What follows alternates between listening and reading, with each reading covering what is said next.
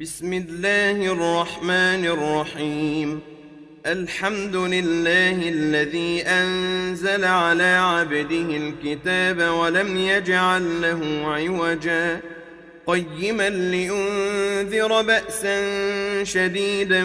من لدنه ويبشر المؤمنين الذين يعملون الصالحات أن لهم أجرا حسنا ماكثين فيه أبدا وينذر الذين قالوا اتخذ الله ولدا ما لهم به من علم ولا لآبائهم كبرت كلمة تخرج من أفواههم إن يقولون إلا كذبا فلعلك باخع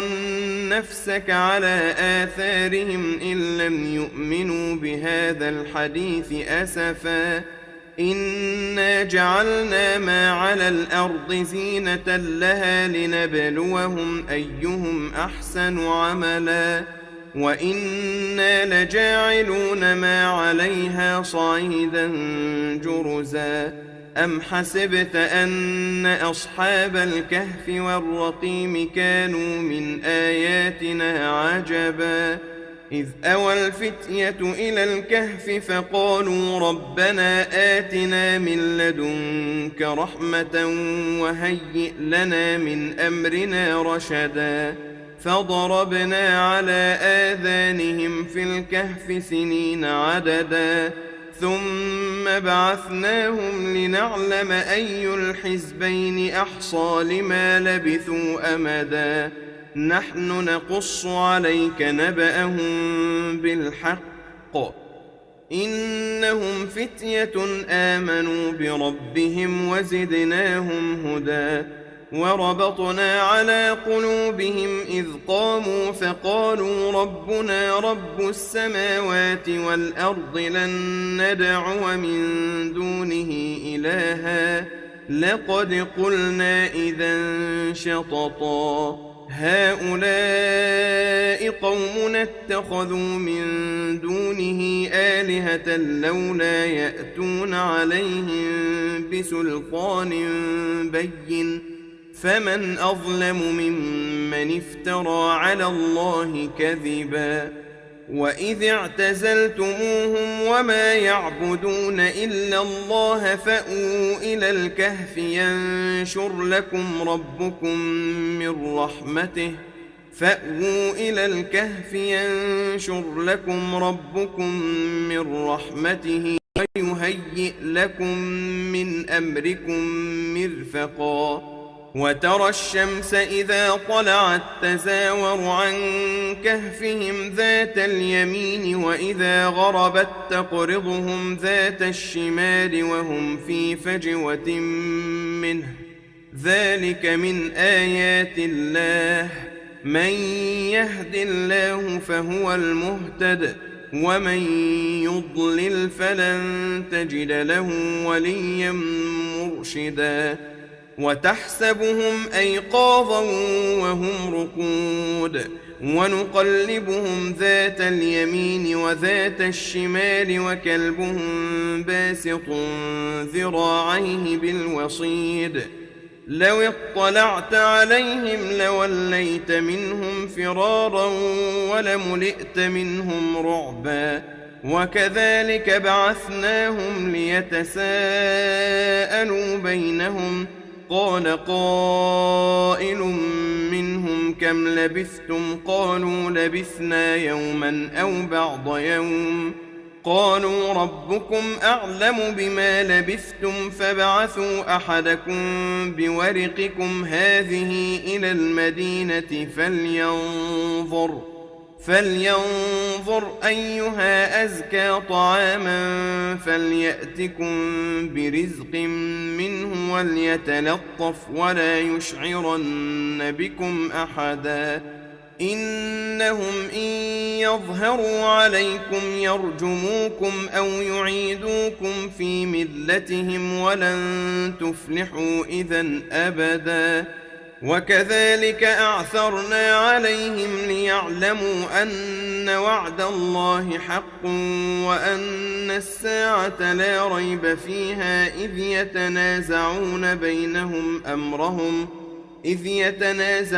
بينهم أمرهم فقالوا ابنوا عليهم بنيانا ربهم أعلم بهم قال الذين غلبوا على أمرهم لنتخذن عليهم مسجدا سيقولون 3 رابعهم كلبهم ويقولون 5 سادسهم كلبهم رجما بالغيب ويقولون 7 وثامنهم كلبهم قل ربي أعلم بعدتهم ما يعلمهم إلا قليل فلا تمار فيهم إلا مراء ظاهرا ولا تستفت فيهم منهم أحدا ولا تقولن لشيء إني فاعل ذلك غدا إلا أن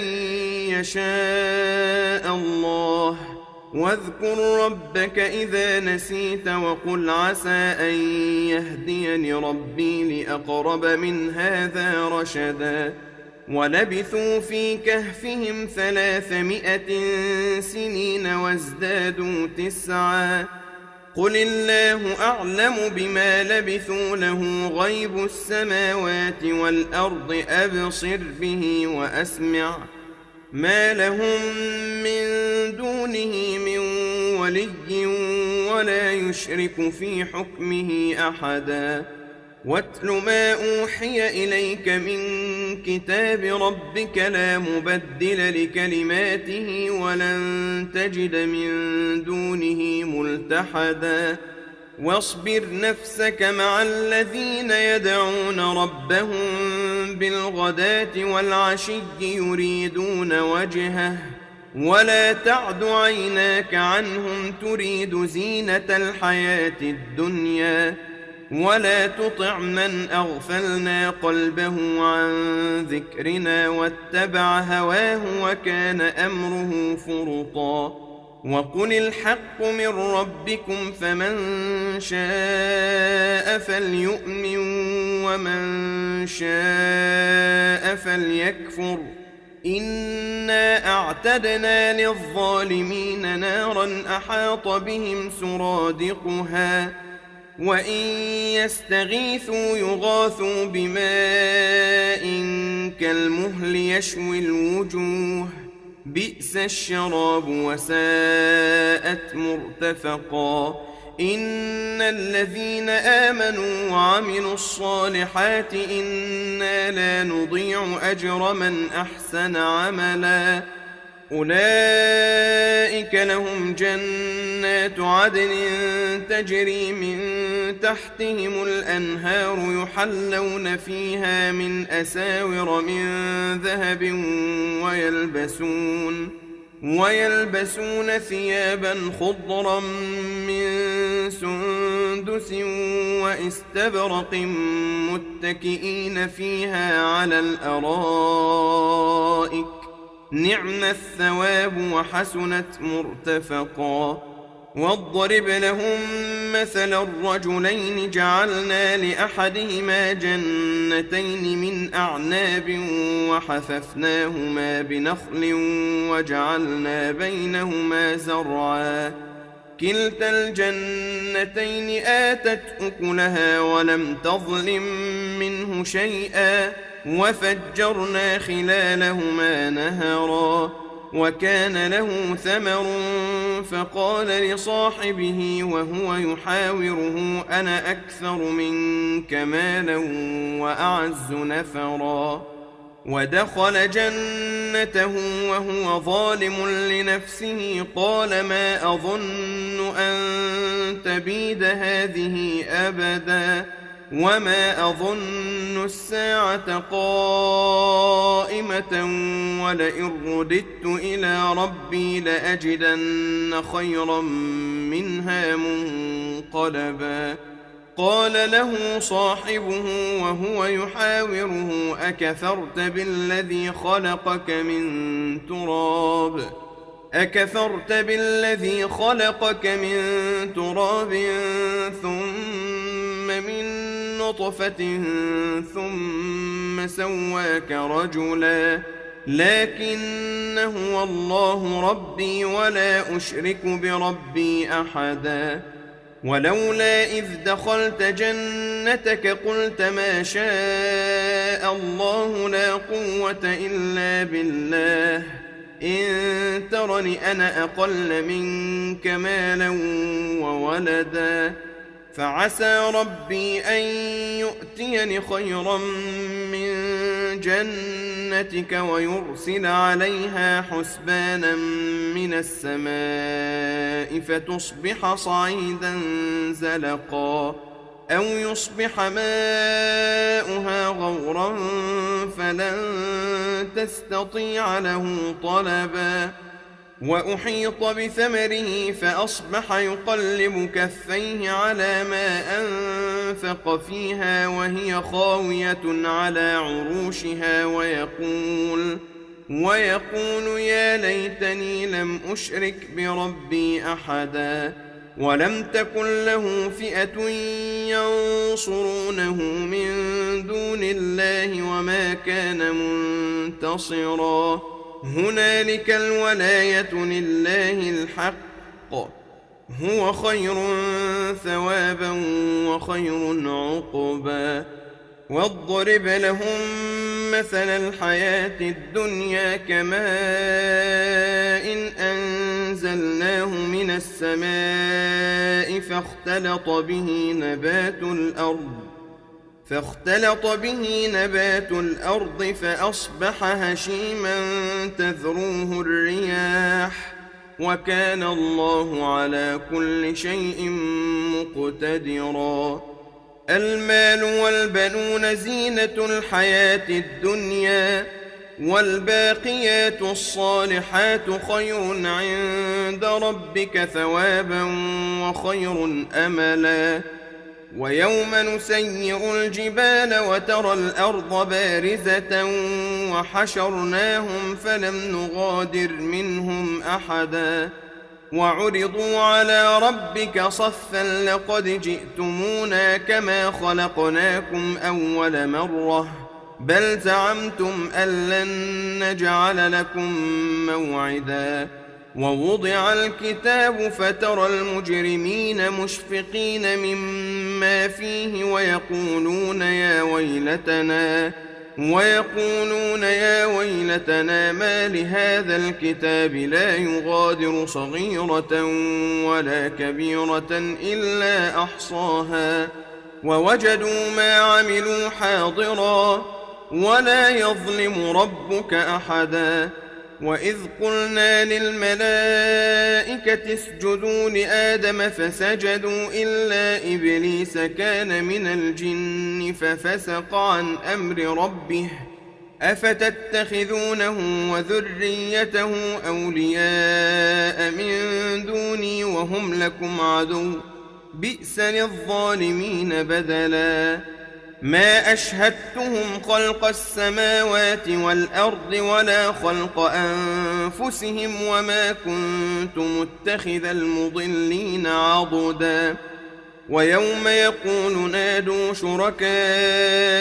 الذين زعمتم فدعوهم فلم يستجيبوا لهم وجعلنا بينهم موبقا ورأى المجرمون النار فظنوا أنهم مواقعوها ولم يجدوا عنها مصرفا ولقد صرفنا في هذا القرآن للناس من كل مثل وكان الإنسان أكثر شيء جدلا وما منع الناس أن يؤمنوا إذ جاءهم الهدى ويستغفروا ربهم إلا أن تأتيهم سنة الأولين أو يأتيهم العذاب قبلا وما نرسل المرسلين إلا مبشرين ومنذرين ويجادل الذين كفروا بالباطل ليدحضوا به الحق واتخذوا آياتي وما أنذروا هزوا ومن أظلم ممن ذكر بآيات ربه فأعرض عنها ونسي ما قدمت يداه إنا جعلنا على قلوبهم أكنة أن يفقهوه وفي آذانهم وقرا وإن تدعهم إلى الهدى فلن يهتدوا إذن أبدا وربك الغفور ذو الرحمة لو يؤاخذهم بما كسبوا لعجل لهم العذاب بل لهم موعد لن يجدوا من دونه موئلا وتلك القرى أهلكناهم لما ظلموا وجعلنا لمهلكهم موعدا وإذ قال موسى لفتاه لا أبرح حتى أبلغ مجمع البحرين أو أمضي حقبا فلما بلغا مجمع بينهما نسيا حوتهما فاتخذ سبيله في البحر سربا فلما جاوزا قال لفتاه آتنا غداءنا لقد لقينا من سفرنا هذا نصبا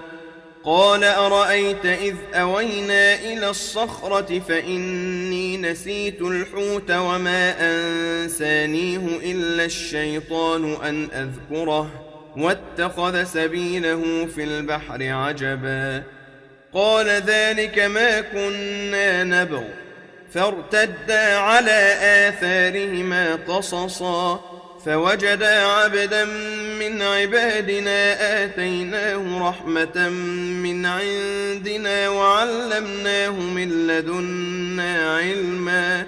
قال له موسى هل أتبعك على أن تعلمني مما علمت رشدا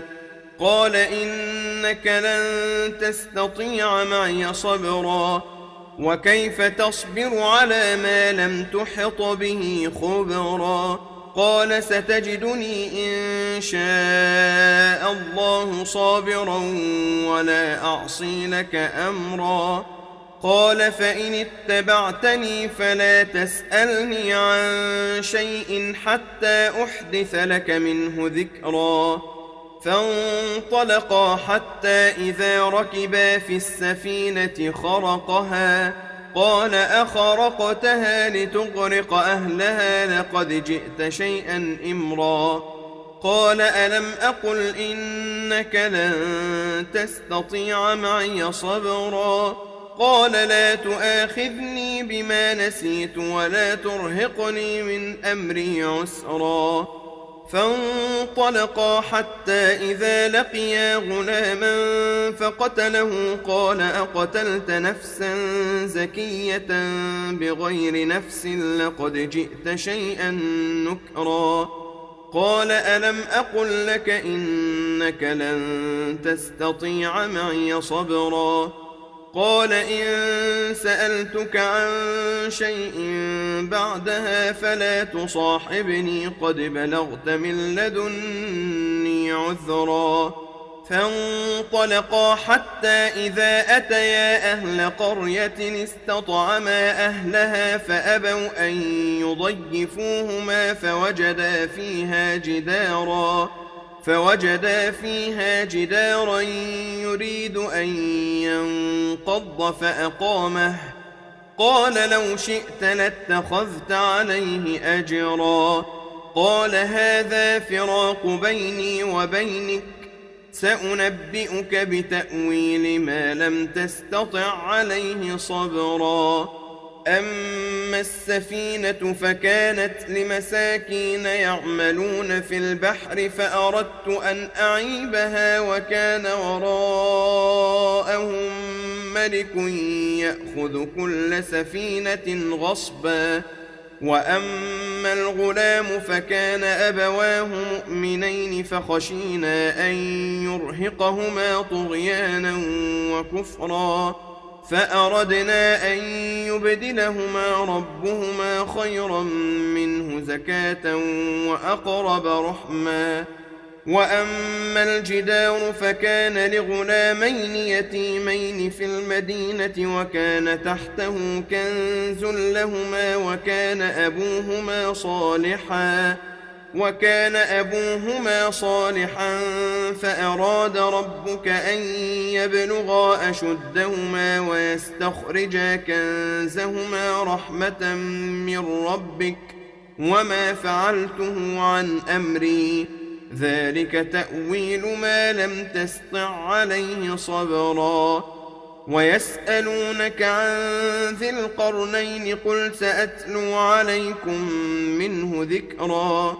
إنا مكنا له في الأرض وآتيناه من كل شيء سببا فأتبع سببا حتى إذا بلغ مغرب الشمس وجدها تغرب في عين حمئة ووجد عندها قوما قلنا يا ذا القرنين إما أن تعذب وإما أن تتخذ فيهم حسنا قال أما من ظلم فسوف نعذبه ثم يرد إلى ربه فيعذبه عذابا نكرا وأما من آمن وعمل صالحا فله جزاء الحسنى وسنقول له من أمرنا يسرا ثم أتبع سببا حتى إذا بلغ مطلع الشمس وجدها تطلع على قوم لم نجعل لهم من دونها سترا كذلك وقد أحطنا بما لديه خبرا ثم أتبع سببا حتى إذا بلغ بين السدين وجد من دونهما قوما لا يكادون يفقهون قولا قالوا يا ذا القرنين إن يأجوج ومأجوج مفسدون في الأرض فهل نجعل لك خرجا على أن تجعل بيننا وبينهم سدا قال ما مكني فيه ربي خير فأعينوني بقوة أجعل بينكم وبينهم ردما آتوني زبر الحديد حتى إذا ساوى بين الصدفين قال انفخوا حتى إذا جعله نارا قال آتوني أفرغ عليه قطرا فما استطاعوا أن يظهروه وما استطاعوا له نقبا قال هذا رحمة من ربي فإذا جاء وعد ربي جعله دكاء وكان وعد ربي حقا وتركنا بعضهم يومئذ يموج في بعض ونفخ في الصور فجمعناهم جمعا وعرضنا جهنم يومئذ للكافرين عرضا الذين كانت أعينهم في غطاء عن ذكري وكانوا لا يستطيعون سمعا أفحسب الذين كفروا أن يتخذوا عبادي من دوني أولياء إنا أعتدنا جهنم للكافرين نزلا قل هل ننبئكم بالأخسرين أعمالا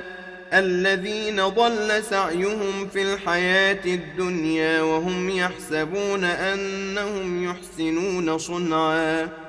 أولئك الذين كفروا بآيات ربهم ولقائه فحبطت أعمالهم فلا نقيم لهم يوم القيامة وزنا ذلك جزاؤهم